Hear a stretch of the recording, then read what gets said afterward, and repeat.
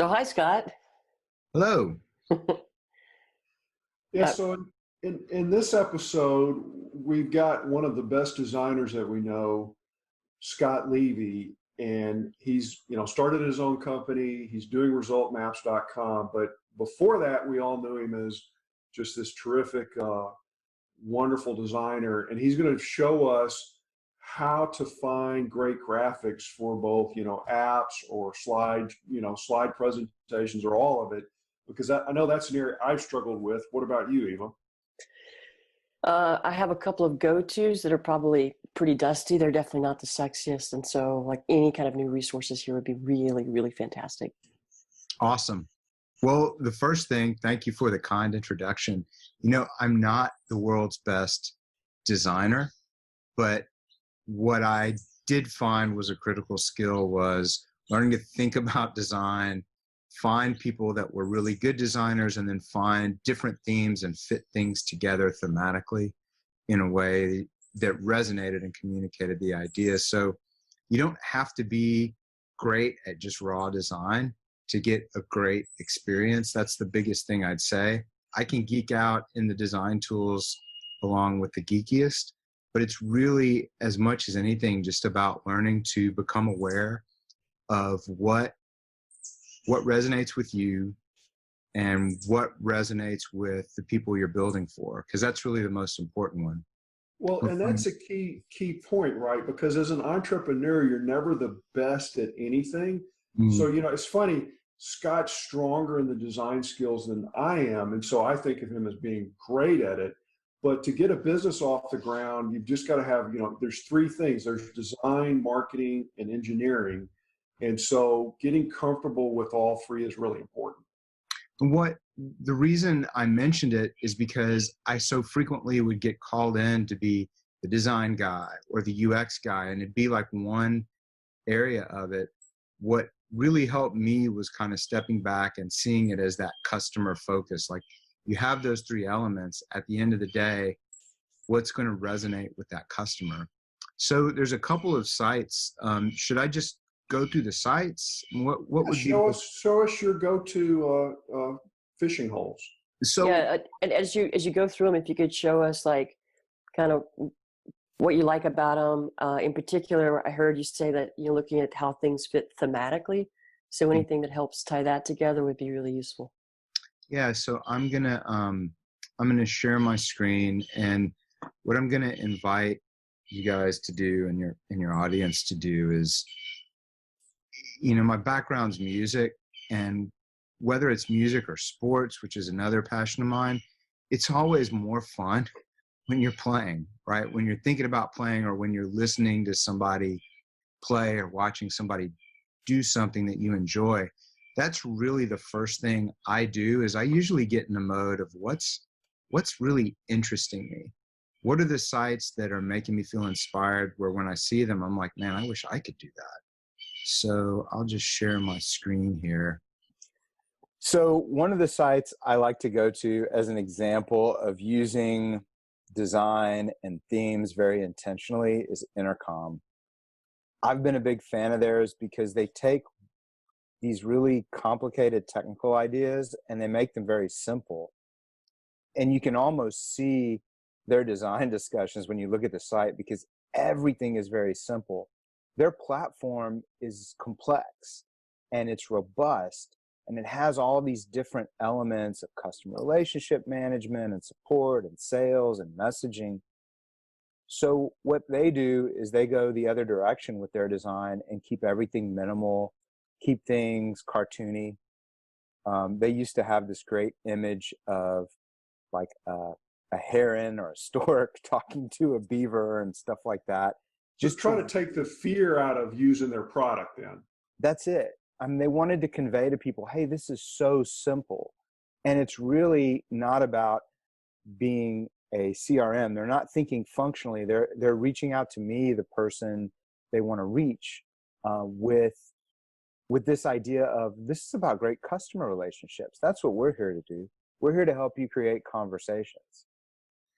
And so that was really inspirational to us. So when we looked at how do we message what we do for people, there were a lot of similarities with one of the earlier versions of their website. And the process I went through was, okay, let me just kind of sketch it out, either on paper with ugly stick figures, or even in something as simple as Google Slides, where I kind of started laying out the ideas. And I went from this theme as an exercise. If I were going to adopt this structure they're using of keep it simple, convey the idea, and then I laid it out in a Google slide, and then I went and started looking for free libraries that I could use just to advance my idea. At that point in the process, I wasn't worried about perfecting the design as much as I was getting real clear on the design intentions. Because I knew that even if I couldn't get it to look good, if I was clear on my design intentions and the problems I was solving, then I could give it to someone who's great at design and just lives and breathes in one of the great design tools, and they churn out the UI for us. Well, I was just thinking, so when you're clear on your intention, Mm-hmm. and then you can begin to convert that into design. First of all, I'm blown away by this. You know, I look at my first initial hit was, oh, it's fun. But when you're pointing out things, it's really actually brilliant, right? So a lot of the advice I've gotten is that fear sells better than, you know, what you want. Like people will buy an aspirin before they'll buy a vitamin, but here they're actually doing a vitamin and the aspirin. So they're starting right out with what it is that you want as the customer. You want to have a great customer relationship with your customers, but they also completely address the fear, but they do it in a way that acknowledges it, but then also kind of dismisses it. And so like when you're talking about intention, is that like, what are the components of intention that you bring to that first modeling? Well, in this one, this is a particular use case. This is a software as a service that's relatively, like I said, relatively complicated. And the reasons that people don't buy software is they think it's going to be too hard to learn. It's not the price. It's the, I don't want to take the time to do this. Yeah, it's the cost. It's the perceived pain. Mm-hmm. In the middle of everything else. So they're right away hammering you with, I mean, not hammering you, it's a gentle hammering with, oh, we got you. We're not going to give you a lot of complicated mumbo jumbo. We're going to start with something very simple and easy to understand. Here's you, here's your customer, vice versa. So you can see that. And another tool I like to use that a lot of people don't think about with design is called archive.org. And what archive.org lets you do, it lets you see the evolution of a design. Oh, to show that it didn't start off that great. Because, I mean, a lot of people get stuck on it has to be exactly what's in their head. And I think it's just a process of communicating better and better and better as you go along. It is. And the thing I would add there is in my first company, when I was founder, I was CEO, we had backing, you know, we'd raised a couple million, and we went into a room and we're like, what's this amazing website we're going to make? And we hired award-winning designers, and they're fantastic designers. And they built this beautiful homepage. God, it was so beautiful. When you moused over this thing over here and clicked on it, it took you right into our problem. And it was just brilliantly intellectually, and it looked, and nobody ever clicked on that stuff because they had no idea they could click on it. And I mean, you should, you know, I think back, now I've got enough detachment, enough distance from it to think about the lessons I learned there. But it was tough because we had one of our salespeople really politicking and fighting for this particular design. And it was beautiful. And so it went through like everybody's different values. You know, well, I don't want it to be this way. And I know we've got to do it this way. You check all those lists. And I mean, think about a 5-person team. Just when you get 2 people, it can get hard to do design. We got through that whole process and nobody realized they could click on it. The reason I like to go look at how something evolves is it can give you insight into what are the key elements so that you don't design to solve problems that aren't there. So this is like a visual roadmap of what they learned and how they improved. That's it. You know, the little known secret that musicians use to really learn, they don't just listen to what their favorite musician plays today. They'll go get the whole library. And if that individual was a sideman at some point, they'll go get that stuff, because you can hear the idea evolve and you get a better sense of how it's put together. Now So that could what's a site here that you find the evolution interesting? I mean, the Intercom guys, I'm sure I could be more strategic than them, okay. but I went back and looked at like how they went to market, because it's tempting for us to try to emulate someone in a finished, you know, when they've gotten there, but you Right. don't always know. Like if I were going to do a clothing brand, I couldn't just emulate Nike, because I haven't built up the brand cachet they have. I You're not probably need Nike. to do something different. Absolutely. Yeah. So I could come up with those beautiful, you know, these beautiful campaigns, but I have a different problem set I'm solving for. So it all comes back to the problem that you're solving for. So I can show, oh man, one of the ones I think is awesome to look at, because I just had seen them before, like salesforce.com. They've been around forever. Yeah. And what they look like today is very, very different than what they look like Oh, wow. at the I've beginning. never used this tool before. This is really neat. Yeah, it's fascinating, because you can start to get a sense of the process.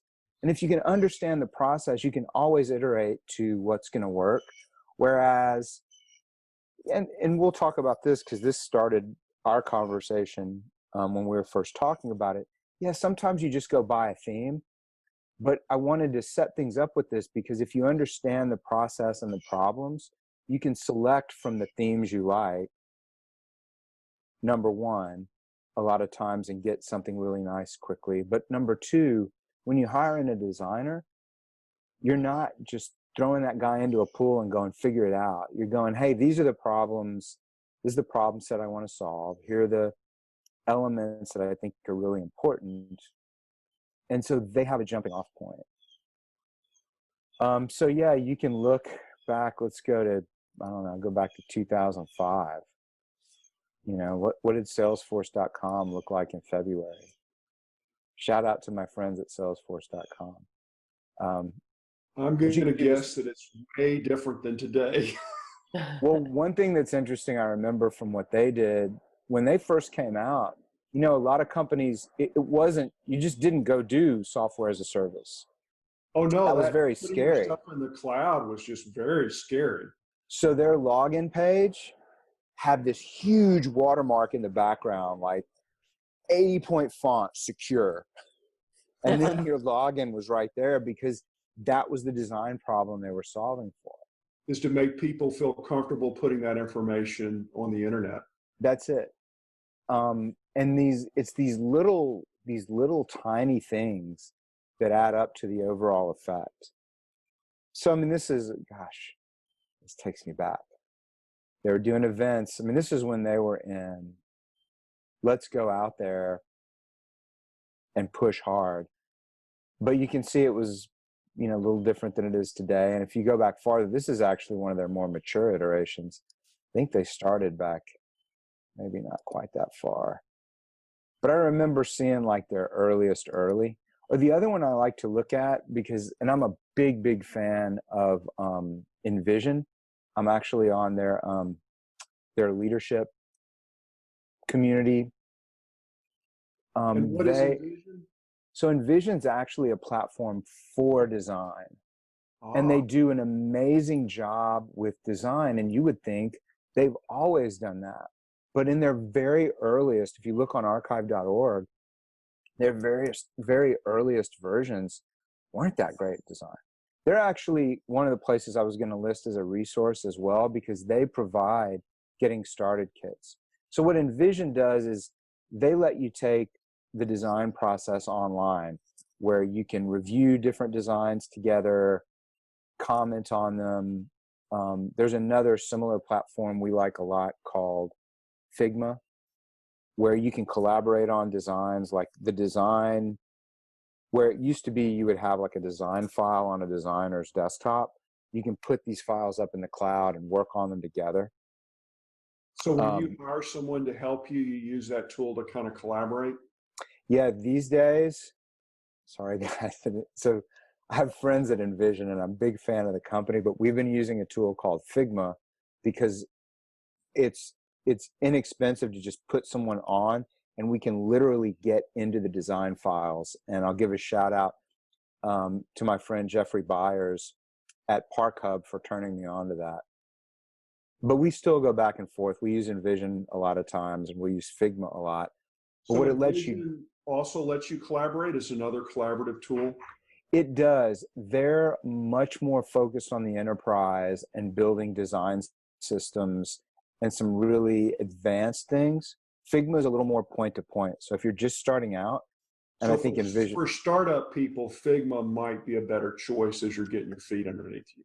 yes. And a lot of the themes that you can buy or download, you can import directly into these tools now. Okay. Early on, Envision would connect with your favorite tools, like Sketch is a really popular tool for building apps, designs, and the Adobe. I don't truly know what their Adobe integrations are like because I've used more Sketch locally and then Figma now. But these companies make it very easy to integrate with your existing tool set. Okay.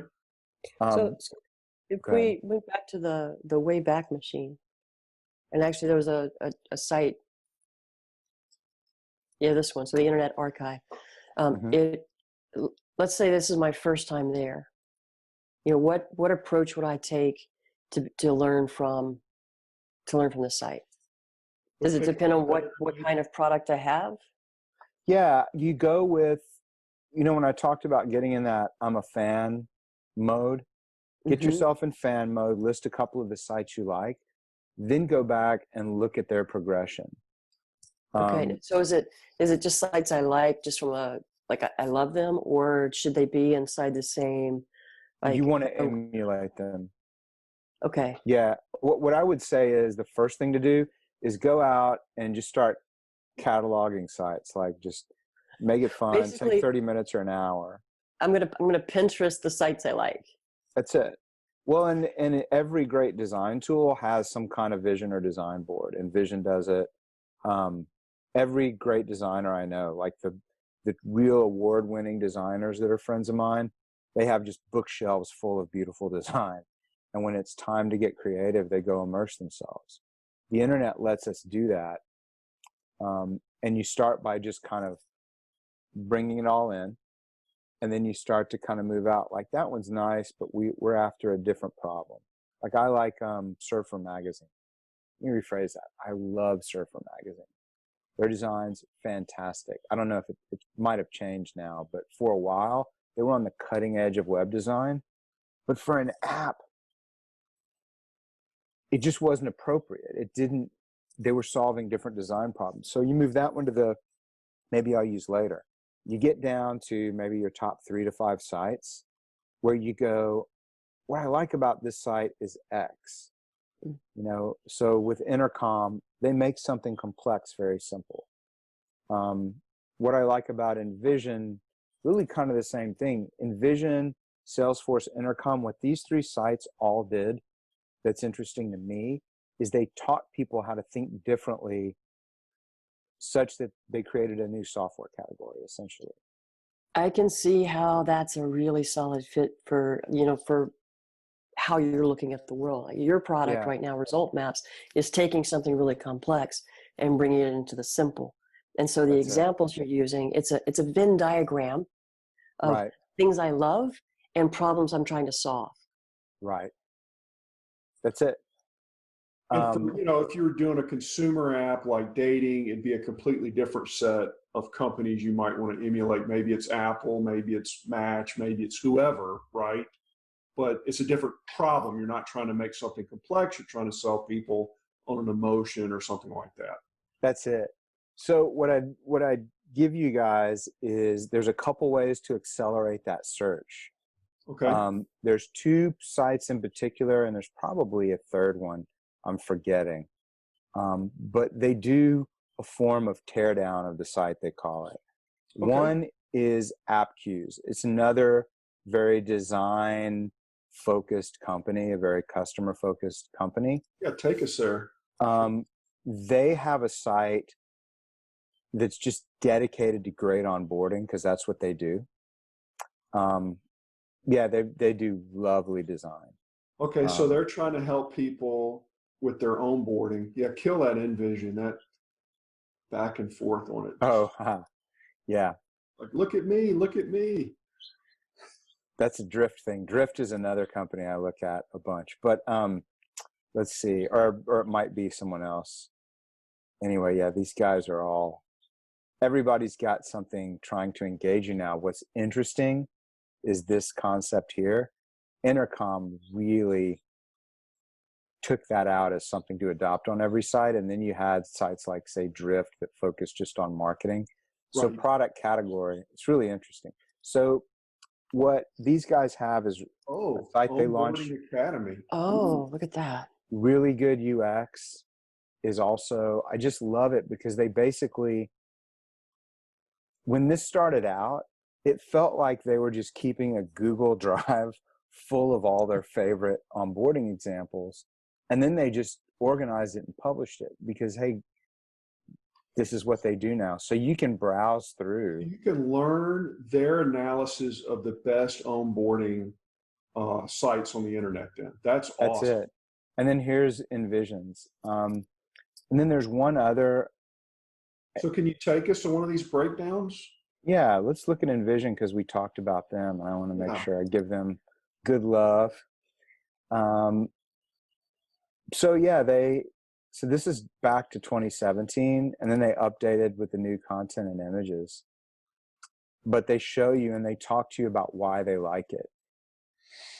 And what happens is you start to get ways to think about it that take you past, God, that looks good, and I can't figure out why. And it's not that you have to get expertise in every nuance, in every aspect, but the more clarity you can communicate with someone about it, the more easily you can collaborate with that designer, and the more easily you can choose when you're looking at themes. Because once we go look at, like, say, the themes or the choices out there, it is overwhelming. So it's the same thing I tell people around tech. You know, the more you know it, the better you can communicate with your engineers, even if you're not the one doing it. Like, you have to have the right language and understand the strengths of the problem. Exactly. In music, you know, there was this, there were these guys that were too cool for school a lot of times. And, well, I don't want to know theory. I'm going to sound like everyone else. And the exact opposite was actually true. Everybody pretty much does the same basic stuff until you can talk a little bit about how you're putting things together. That's where you can get really creative. Same in sports, you know. So yeah, this is the AppQs site. Mobbin is another good one. I think they use 3. Oh, I know. There's one called Dribbble. It's really popular to use more than one consonant these days. Okay, Mobbin I guess is okay, but Dribbble is the one that has extra B's. Dribbble is a site for designers, and people will post a lot of experimental designs. And Mobbin, I guess, focused on mobile. Maybe it's Mobin. That's nice, though. I mean, for if you're doing an app. Yeah.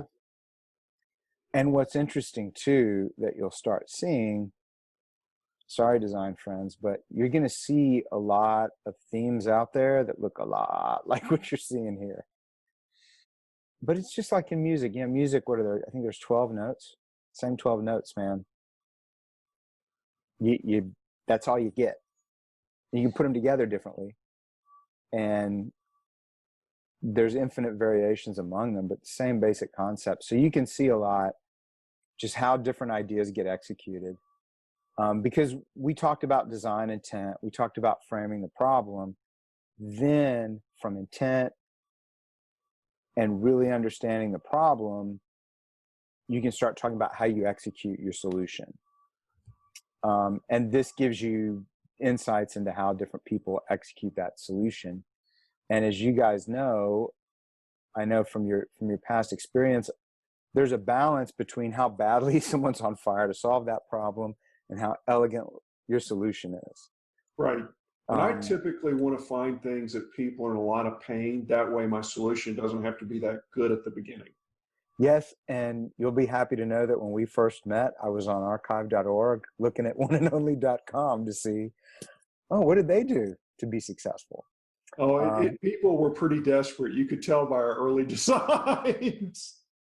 um, so there's these sites. Dribble is the other one I mentioned. Dribble's more, you get a lot more print and It's 3Bs. yeah, Live, and it course, lady life. Dribble. going to give you much more granular stuff. What I like about Mobbin and really good UX is that they give you the theme kind of to get something done.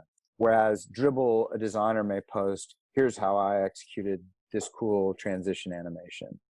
And that can get, that's a different layer of nuance that you It's may more not technical need. then. Often it is. I mean, there's some gorgeous stuff. I mean, you have to be careful because it can get Yeah, show painful us because Dribble. people do such amazingly beautiful work. And that's the biggest thing is like, as long as you can stay in awe, like this has some similarities with other sites I've seen. I still find Beautiful. it just beautiful. Yeah, I just could look at this. Maybe we should look at this one. It's lovely. Who is this? So props to you. We should call out Tranmaltree Tam. Oh, it's a Yeah. landing page kit. Okay.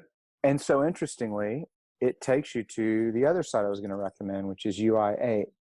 So I found that they tend to get a really high quality. I used to use a site called ThemeForest a lot. ThemeForest has a lot more variety. But again, I get overwhelmed. Well, it's hard. I mean, too many choices is almost as bad as no choice. Yeah, it's the paradox of choice. And what I've accepted is there's never one theme I love.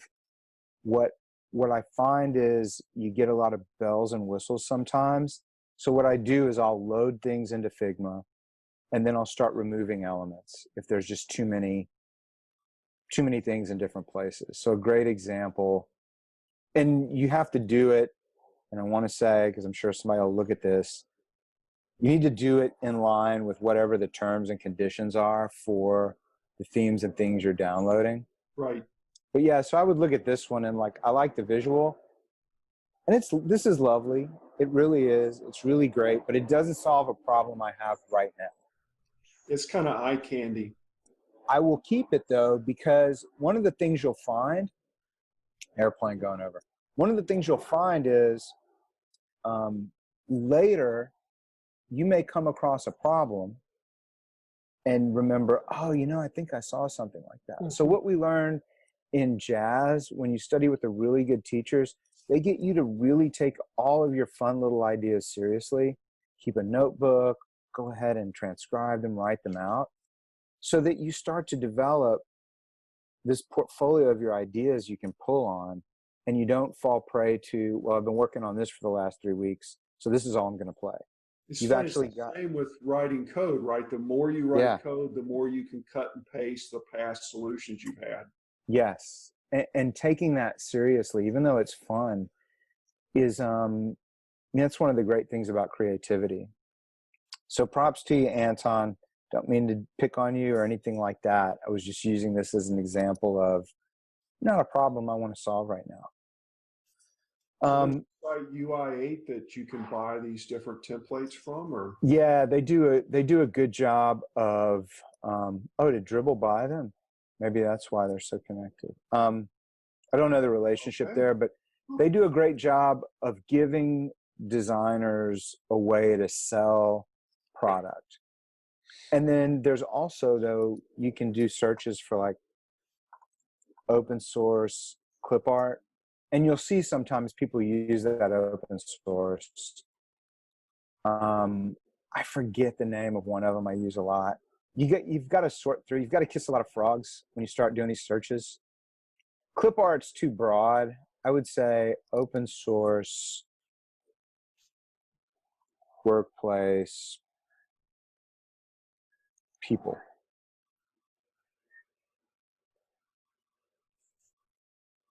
Nah, this is getting weird too. There's an actual set of like, there are figures of people in cartoons Hmm. that you can use that's open source.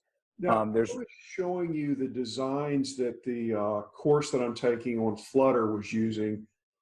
Where would you go to look for that sort of like cool artwork to put in it, or do you have to hire a designer to actually draw it all? I mean, what's the right way to think about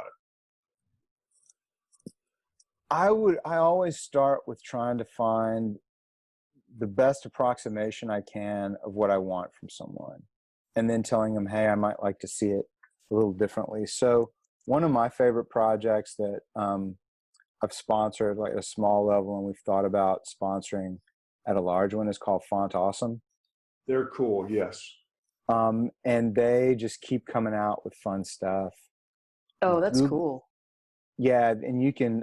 They've got a free version and they've got a licensed version that is a little better. But like when you look through result maps, you see a lot from Font Awesome, and you see a lot from Material Design, because in the last few years, as Apple rose to dominance, everybody else started getting very serious about design and recruiting these leading edge creative directors to come up with manifestos about design. So you can And almost get the benefit of a multi-billion-dollar corporation by taking a look at what they put forward as their design principles. absolutely you can. And it's worth just reading through because it acquaints you with the language. It gives you buckets. Obviously, you may not want to go that deep. You may just want to buy a theme and tell somebody to make some tweaks to it, assuming that's within the terms and conditions of the theme.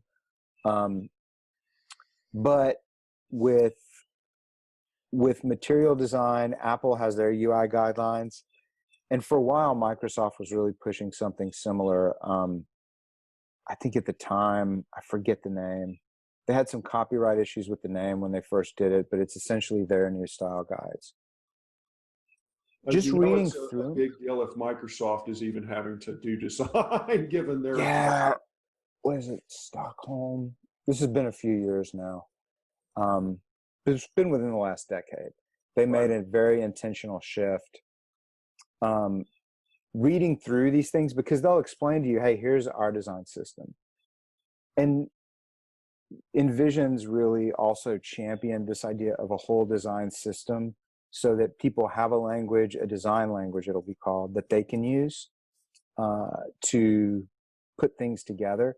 So you don't need to go too far down the rabbit hole, but it can be really useful if somebody's like beating you up with a bunch of design jargon. Well, and that's the thing. I mean, I've had these opinionated designers, and they try to run over the top of you as the entrepreneur because you don't really know how to speak their language, and so they just cram stuff down your throat, and it's very frustrating. If once I learned enough design language, I could then go, well, you know, according to this principle, and then you're on a more equal footing with your designer. Yeah, and you can have much better conversations around what you're trying to get done. We've had a designer we've worked with that does great work, but we were working on a project, and I call it constructive conflict because there's a certain way he wanted to execute things and use color. And there were certain things he wanted to avoid that we just had to do because of a customer requirement. Right. And it let us move from, hey, you're being pigheaded, you jerk, to, hey, I hear what you're saying, but this customer needs X, Y, and Z, and we've committed to deliver that. And it just gave us a way to have a healthier dialogue. Even though we never fully agreed on it, we're still able to work together constructively. Where do you find these people to work with? I'm an early stage startup person. I've learned enough about design to kind of know where I want to go. How do I hire someone that isn't a full-on design firm that would suck up all the money I raise? Yeah, so I'm an early adopter of Upwork at your early encouragement. I think we started out doing stuff on one of the way earlier sites, but back when Upwork was Odesk, I was one of their heaviest clients. I've stayed with them. I still use it to find people because they have a really good vetting system. And if somebody isn't legit or they don't treat you right, you know, it comes out in the ratings for the most part. So let's back up and just for like people starting out, what is Upwork? Okay, so Upwork is a platform that connects you with different freelance contractors and companies. I bias toward individuals, not companies, Right. because I want that relationship. I'm not even going to get into the whole reason why. Well, That's my strong recommendation. you work with a person, not a company anyway. So it's really more important who you're working with. Yes, and in particular, if you're a startup, you need to have that relationship because you need to learn to have that dialogue. And finding the right individual, you're going to typically get better value. I've hired 350 people over the years minimum off Upwork. I haven't totaled it again recently. I've had way better success with individuals, and I've had way better success when I do work up front to frame the problem for them. Of course. So it goes back to being able to speak in the language of the work that you're wanting, whether it's code or design. Yes, and I would say also start very, very, very small. Like find the smallest possible thing that will advance you and give that to someone to work on, because you're going to learn to communicate without the high stakes. Design projects are sticky. And a lot of people may disagree with me, but after tons of these projects, they can just go south so many different ways and get so expensive. If you've got at least some kind of wireframe to work from, that's where you just kind of draw out the shapes of the UI and examples of what you're trying to get. You can usually frame the the app you showed me the other day, you could take a picture of that, wireframe your app, So put it what on tool Upwork. do you use Um, for that? I mean, the simplest is Google Slides is free. And you Okay. just draw rectangles on the screen and put a circle here. You can sketch it on a piece of paper. I like to do that if I've been on the computer too long. And then there's wireframing tools and toolkits for a lot of the design programs. But I just think unless you want to go become a designer, you don't need to do that. What you need to do is frame the problem. Even Jason Fried from 37 Signals would say he'd code out some basics or sketch some basics and then hand those to his guys. And they're a design heavy company. But taking that example yesterday, so you showed me an app with a lovely icon or graphic. Right. You said, how do you get that done? So the reality is, if I was pressed for time, I'd put that on slide 1. I'd put my wireframe on slide 2 and maybe a write-up on slide 3. And I'd post a project on Upwork or maybe do a couple on Fiverr.com. That's another good site. They have a slightly different model. And see if I could find somebody. So a great way to find people is to start small enough that you've got budget to try out 5 people. Right. And you can give them the exact same project and just see what comes back. It doesn't have to be a crazy competition. You're just looking to see who nails it, who you communicate with most easily. But the project can be as simple as show me where I should go to find graphics like these. Because what that's going to do right away is it's going to filter out somebody who just wants to make money designing custom graphics. There's a time and a place for that, but unless that's your goal and you need something highly custom, you might just want to find the free source for things that look like that, or get ideas on how to do those treatments. Right. And from there, you can take it, especially if you're working in something like Figma, you can get people to actually give you templates and show you what to do to create that effect. Can you show us Figma real quick before we wrap up? Yeah, let me. It's not a figment of never mind. I'll show you the site. I don't know what I've got Oh, you don't have to open show in me, mind, but just but this is Figma.com. They redirect me to log in. they got your cookie. Uh-huh. Let's do it this way.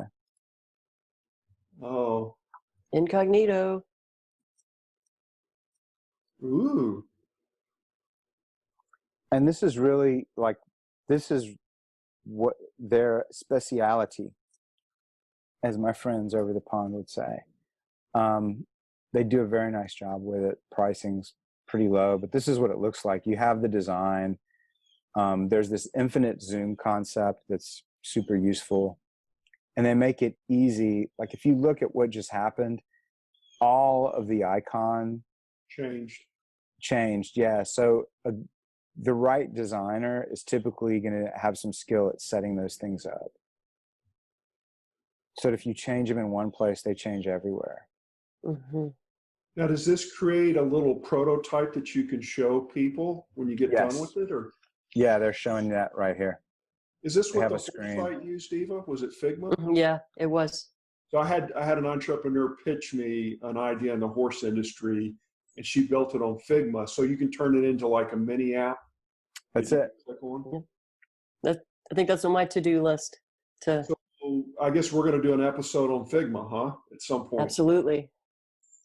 Hey, Scott. So I want to be aware of time, but I also wanted to kind of go. I've been taking notes, and I want to recap, and then let me know if there's anything that is missing. Okay, so Sure. um, really, like one of the most important things is being really intentional about design, and what that means is being really clear on what it is what problem you want to solve for your audience. When you Right. go out looking for resources, there's this Venn diagram of sites you love and the problem you're trying to solve, and that sweet spot's in the middle. And so, in order to get there, and back up a few steps, it's important to have a portfolio of designs you love. So to go That's out it. on the internet and look around and find things from a wide variety. It doesn't matter at this point because you're curating things that jazz you up. You pointed to being in awe, and I Mhm. heard that as finding things that inspire you. That when you look at them, they create a sense of inspiration and a blossoming of design possibility. So you take that portfolio and you look for the ones that meet or match or similar to the problem you're needing to solve for your audience. And then leveraging others. That there's a whole bunch of resources out on the internet where they're heavily focused on design, and they've all started to begin to teach. So you can look at the resources to learn the language or learn how they think about it, and then use that as a way to communicate to designers on like Upwork or Fiverr what it is that you want. You said it's important to start small bite-sized pieces with the with the people that you're hiring, the freelancers, so that you can learn where the communication is solid and you can move forward. And then I wrote down communication. Yeah, and I'll add to that those small wins. There's a growing body of research on how they improve performance, no matter what the situation is, no matter what problem you're trying to solve. When you can create those small wins together, you're going to build rapport almost magically, and you're going to get better output for a bunch of reasons I can geek out on another time. But it makes a big difference going through it this way. And you can take this process you just outlined at any level of nuance or complexity. A lot of the projects that we three have worked on together, that's how we did them. That's how we were able to innovate so quickly. You can take that model of, I'm going to give a problem out to several different groups or several different teams, whether it's internally or mixing in external resources. We're going to see what we come up with. Maybe this team's going to model a thing from that side, and this team's going to model a thing from these two sides. But you can take this very simple process and layer as far as you need to go. But when you're just starting out, just keep it as simple as you can is really the key. Because these fundamentals, if you get these fundamentals right, they'll carry you. Well, thanks so much for your time. This was wonderful. It's an area that stumps a lot of entrepreneurs, and just getting insight on how to get started and move this forward has been great. And we'll put all these resources in as a link in the video below it. So I appreciate it, Scott, and good luck with your rest of your day. Yeah, it was a lot of fun. Thanks for having me. Thanks You a guys bunch, take Scott. care. Yeah, you too. All righty. Bye-bye.